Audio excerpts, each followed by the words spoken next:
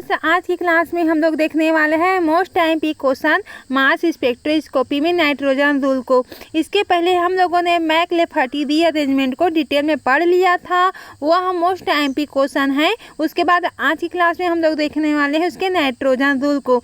Mass spectroscopy unit के अंतर्गत आता है नाइट्रोजन रूल। यह भी मोस्ट टाइम क्वेश्चन बन जाता है एग्जाम के लिए, ठीक है।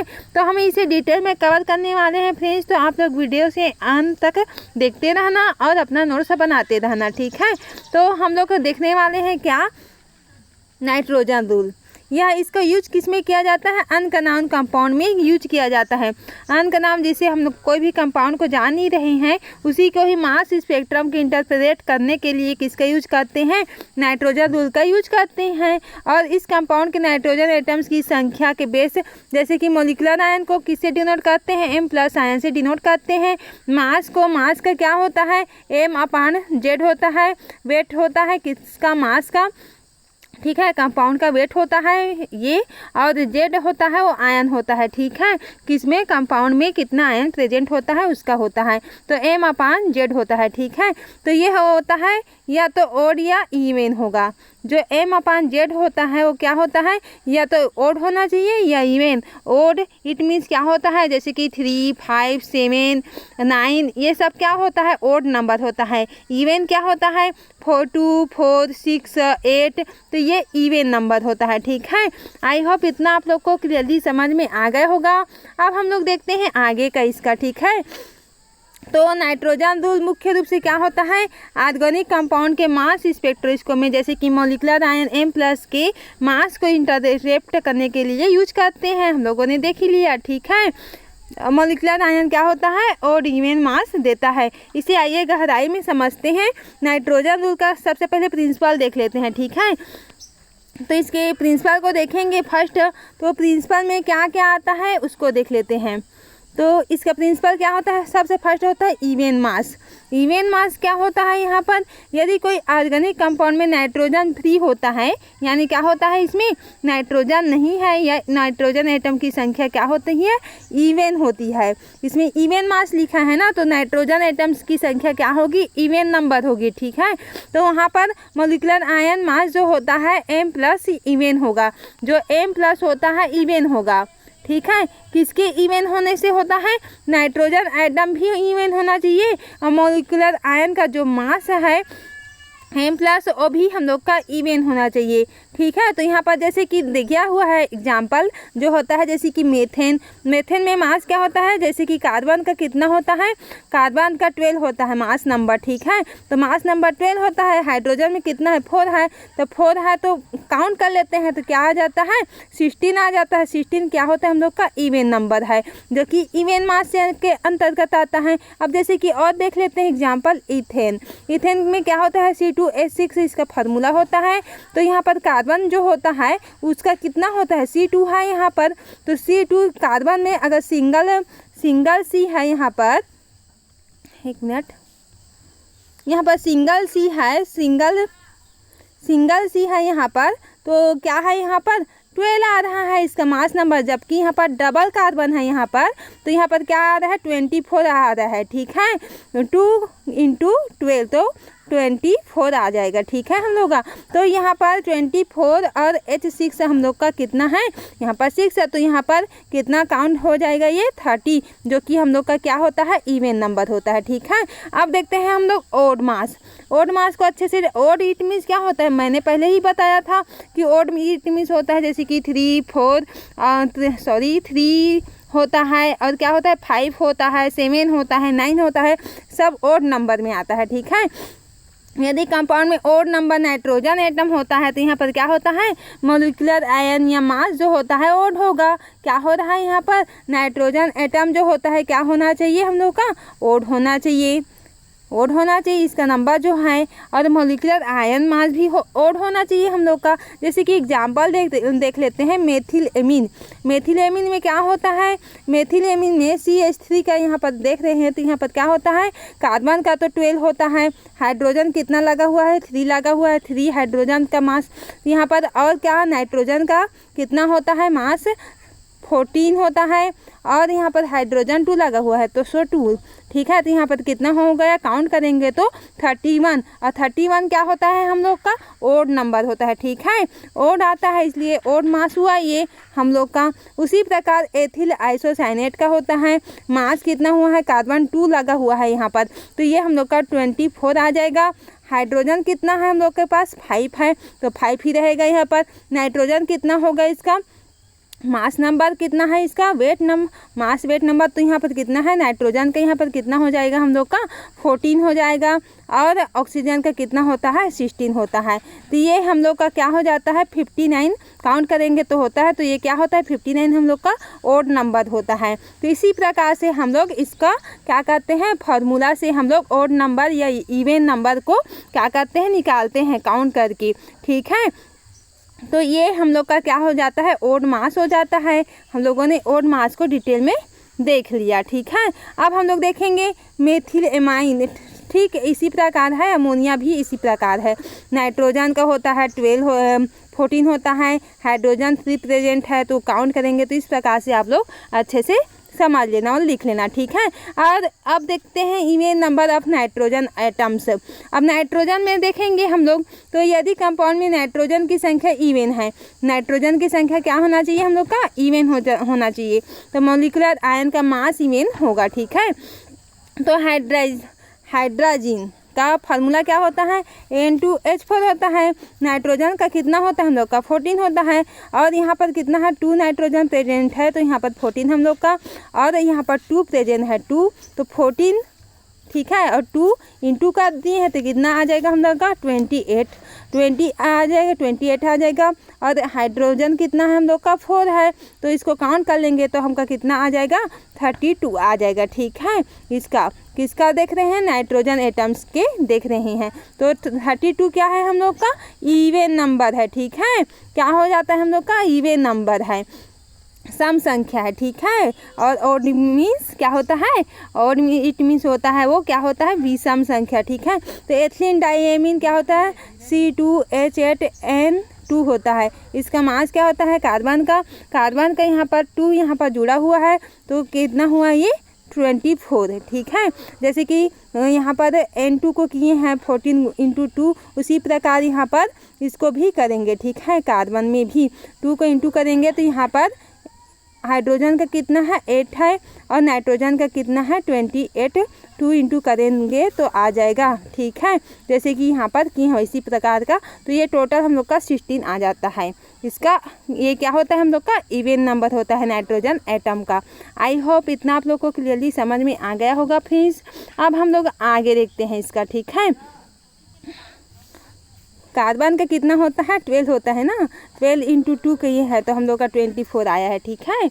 आप लोग कंफ्यूज मत होना। अब देखते हैं इसका आगे क्या होता है, एटॉमिक मास और वैलेंसी का योगदान किस प्रकार से होता है उसको देख लेते हैं। कार्बन में क्या होता है, मास नंबर कितना होता है 12 होता है, ठीक है। हाइड्रोजन में 1 होता है, ऑक्सीजन का 16 होता है मास, नाइट्रोजन का मास नंबर क्या होता है 14 होता है।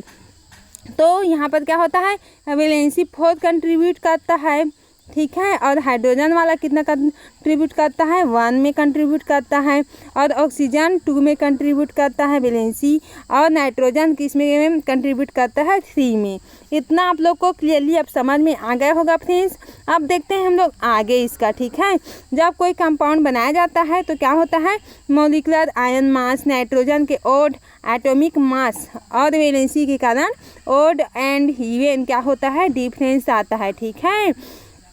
क्या आता है, जो वैलेंसी होता है वो क्या आता है, ओड या इवन का डिफरेंस आता है। अब देखते हैं नाइट्रोजन रूल की यूज को देख लेते हैं, इसके स्टेप्स को देख लेते हैं। तो यहाँ पर क्या होता है, इसके यूज को डिटेल में देखने वाले हैं, इसके शॉर्टकट इसको पहले समझ लेते हैं। मास स्पेक्ट्रम में मॉलिक्यूलर आयन का पीक होता है M+ होता है, कि उसके फॉर्मूला क्या होता है हम लोग का इसका M/Z, एली को आइडेंटिफाई करने में भी इसका यूज किया जाता है, किसका, नाइट्रोजन रूल का, ठीक है। मॉलिक्यूलर आयन का मास ओड और इवन को चेक करने के लिए किया जाता है। मॉलिक्यूलर आयन के जो मास है उसके ओड और इवन नंबर को चेक करने के लिए भी हम लोग नाइट्रोजन रूल का यूज करते हैं। अब देखते हैं ओड मास होने पर कंपाउंड में odd number of nitrogen atom भी हो सकते हैं। ठीक है, और इवन मास होने पर कंपाउंड में या तो कोई नाइट्रोजन नहीं होगा या तो नाइट्रोजन की संख्या इवन होगी। यहाँ पर क्या हो रहा है, ओड मास होने पर कंपाउंड में क्या हो रहा है, ओड नंबर ऑफ नाइट्रोजन हो रहा है।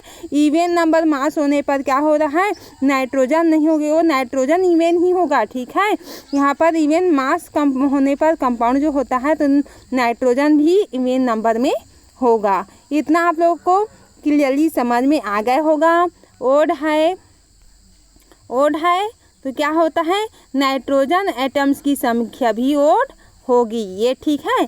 और इवन है क्या चीज़, मास का कंपाउंड में। ठीक है, मास का कंपाउंड में अगर इवन है तो नाइट्रोजन भी क्या होगी, हम लोग का इवन होगी। ठीक है, ये बेसिक कॉन्सेप्ट है फ्रेंड्स, आप लोग अपने माइंड में अच्छे से बैठा लेना है। ठीक है, अब इसके आगे देखते हैं हम लोग, इसके एग्जाम्पल से और समझ लेते हैं। मेथेनॉल, ये अलग अलग एग्जाम्पल है। ठीक है, मेथेनॉल CH3OH होता है इसका फार्मूला, तो इसका मोलिकुलर फार्मूला CH3OH होता है। और इसके मास को कैलकुलेशन करेंगे तो कार्बन में कितना होता है, हम लोग का 12 होता है। हाइड्रोजन में कितना है, यहाँ पर 3 है। और OH यहाँ पर ऑक्सीजन में कितना है, 16 है।